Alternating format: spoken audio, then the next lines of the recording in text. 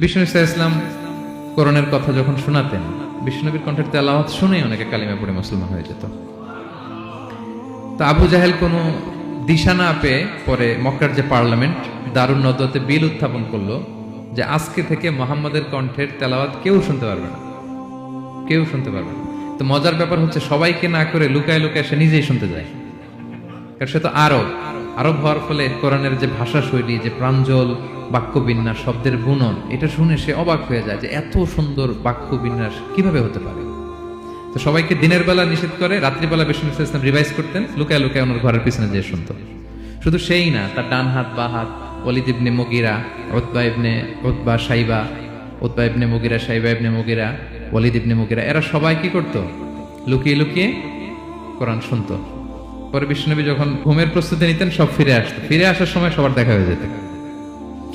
তারা লজ্জিত হতো। সবাই বলতো, আবু জাহেল ঘটনা কি? দিনের বেলা তুমি শুনতে নিষেধ করো, রাতে তো তুমিই চলে আসো।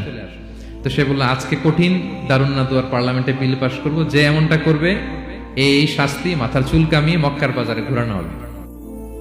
এই বিল যেদিন পাস হয়েছে, আবু জাহেল ওই দিন নিশ্চিত ভাবতেছে, আজকে যে বিল পাস করছে কেউ তো যাবে না, আমি একটু যাই। মানে আজকে যে কঠিন শাস্তির ঘোষণা দিছি, আজকে কেউ এই স্পর্ধা দেখাবে না। মুহাম্মদ তো তেলাওয়াত শুরু করে দিয়েছে, কি যে মধুর বাণী, যাই একটু শুনে আসি।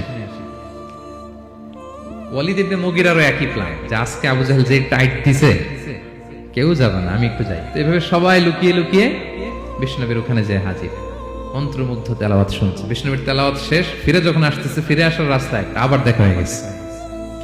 তো এভাবে তারা কোরআনকে বাধা দিতে যে বারবার নিজেরা লজ্জিত হতো।